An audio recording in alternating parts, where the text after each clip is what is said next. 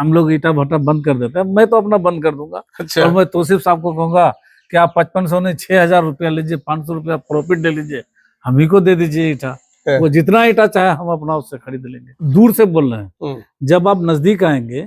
क्या एक ईंट में 9 रुपए 10 रुपए लगते हैं क्या? सर 9 रुपए, देखिए मेरे पास थोड़ा ये है, दिखाइए डाटा है। अच्छा। मैं आपको एक ईटा में कितना खर्च पड़ता है, हाँ। मैं आपको बता सकता हूँ जी। साथियों आप लोग बने रहिएगा। एक ईटा में मेरा कितना खर्च पड़ता है सर, मैं आपको एकदम बता सकता हूँ कि मेरा एक ईटा में कितना खर्च पड़ रहा है।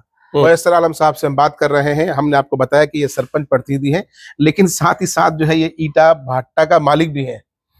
आजकल बहुत चल रहा है आप लोगों को जो है साहब रेट को लेकर के, है ना, 5545 से लेके 11000 12000 की बात हो रही है। क्या कहेंगे? देखिए खाली तौसीफ भाई ठीक है, वो एक 17 साल के विधायक रह चुके हैं और अभी वर्तमान में वो विधायक नहीं है, और वो अपना जो ये कर रहे हैं कि 5500 में ईट मिल रहा है, तो 5500 में हम लोग ईटा भट्टा बंद कर देते हैं, मैं तो अपना बंद कर दूंगा। अच्छा। और मैं तौसीफ साहब को कहूंगा कि आप 5500 नहीं 6000 रुपया लीजिए, 500 रुपया प्रॉफिट ले लीजिए, हम ही को दे दीजिए ईटा। वो जितना ईटा चाहे हम अपना उससे खरीद लेंगे। अब्दुल रहमान साहब है, भाजपा के नेता है, उन्होंने तौसीफ साहब की जो है हिमायत की और उन्होंने कहा कि दरअसल मैंने उनको बताया बेसिकली कि भाई ईटा भाटा वालों का कहना है कि 9 रुपए 9.5 रुपए की उनकी लागत है। उन्होंने कहा कि सिरे से नकार दिया इस बात को, उन्होंने कहा कि झूठ है, ये गलत है, इतनी लागत नहीं है। नहीं सर, अगर वो दूर से बोल रहे हैं, जब आप नजदीक आएंगे।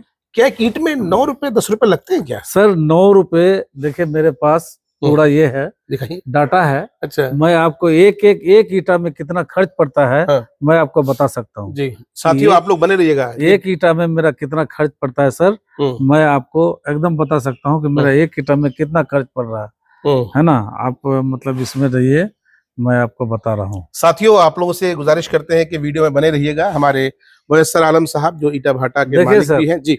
कच्चा माटी 1.5 रुपया पड़ता है एक ईटा में। कच्चा माटी 1.5 रुपया पड़ता है। उसके बाद माटी खरीदते हैं आप? जी, मट्टी खरीद के लाते हैं। ठीक है। उसके बाद सर पथाई जो करते हैं, ईट जो बनाता है, लेबर को ये 70 पैसा देते हैं सर, एक ईट पर पड़ता है आपका। इसमें अगर झूठ है तो आप पता कर सकते हैं। डीजल सर 30 पैसा का जलता है एक ईटा में। उसके बाद बालू सर 30 पैसा का लगता है। उसके बाद बोझाई जो करते हैं ईटा 25 पैसा लगता है पर ईट का। बोझाई क्या चीज है भाई? बोझाई जो ईट, जो कच्चा ईट जो उठा करके हम लोग जमा करते हैं, भट्टा में जो जलाने के लिए जमा करते हैं, उसको बोलते हैं बोझाई।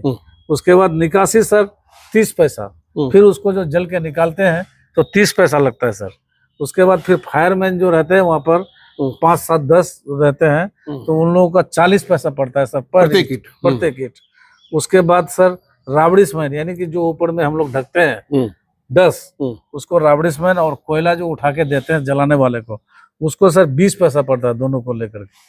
उसके बाद सर कोयला जो है एक ईटा में 3 रुपया 60 पैसा पड़ता है कोयला का।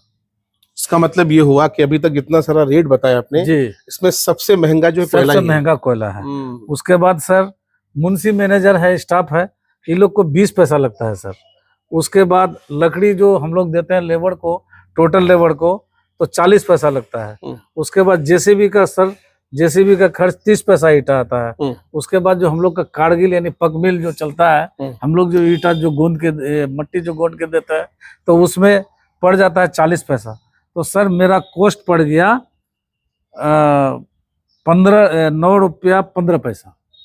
तो ये एक ईट का जो आप हिसाब बता रहे हैं कि 15 पैसे 20 पैसे 30 पैसे 3 रुपए, हाँ जी, तो ये कैसे निकाला आपने, कैसे रेशियो निकाला आपने? जी सर, वो जैसा कि मेरा 13 लाख का डग है, तो मैंने देखा कि ये 13 लाख में मेरा कितना मतलब पैसा खर्च हुआ, वो सारे को जोड़ करके सारा लकड़ी का, डीजल का मैंने जो वहां पर हिसाब किया, और अपना मैनेजर को लेकर के और खास करके चार्टर अकाउंट को लेकर के हिसाब किया, है ना। तो उसने तो प्रत्येक ईट का जो है आप रेट बता रहे हैं कि 9 रुपए 15 पैसे लगते हैं। अच्छा, एक सवाल मैंने तौसीफ आलम साहब से पूछा था, उनसे हमने कहा था कि दरअसल ईट भाटा वालों का कहना है कि उन्हें जो है कोयला महंगा लेना पड़ता है, जिसकी वजह से ईट की कीमत जो है उनको जो जैसा ईट का कीमत फिक्स करना होता है। उनका कहना था, उनका कहना था कि अगर कोयले का रेट इतना महंगा है तो उनको विरोध करना चाहिए, उनको जो है मुखर होकर आना चाहिए, तो फिर आप लोग करना चाहिए विरोध। अच्छा सर सुनिए, वो जो दिखा रहे हैं, एक रेट दिखाए थे शायद आप ही के चैनल में मैंने देखा था, SOR शेड्यूल ऑफ रेट, ठीक है सर। ये तो इंजीनियर का एस्टिमेट का रेट है जी। लेकिन सरकारी रेट हमारे यहाँ गाइडलाइन भी है सर कि प्रत्येक जिला में डीएम तय करता है। डीएम साहब ही तय करेंगे। ये 2019 में जो हमारे रेट तय हुआ था तो डीएम साहब तय किए थे किशन जिला में 8.5 रुपया ईटा, 1 नंबर ईटा। और ये 2019 से 6 साल हो गया सर, तो 6 साल में क्या महंगाई नहीं बढ़ा? 6 साल में डीजल का रेट नहीं बढ़ा?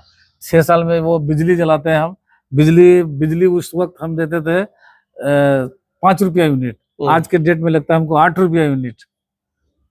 और सर बिजली बिल जरा सा अगर एक दिन का अगर हमारा ये अगर 70,000 75,000 रुपये महीना का बिल आता है सर, मोटर चलता है, अगर एक दिन अगर लेट हुआ तो मेरा बिजली कट कर देता है।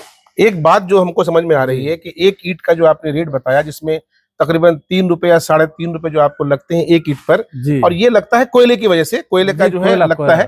तो ये जो कोयले का रेट है, क्या इसको आप लोग निर्धारित नहीं कर सकते, इसको फिक्स नहीं करवा सकते हैं? जहां से मांगते हैं भाई उसके लिए जो है आप लोग एहतजाज करिए। कैसे करें सर, कैसे करें?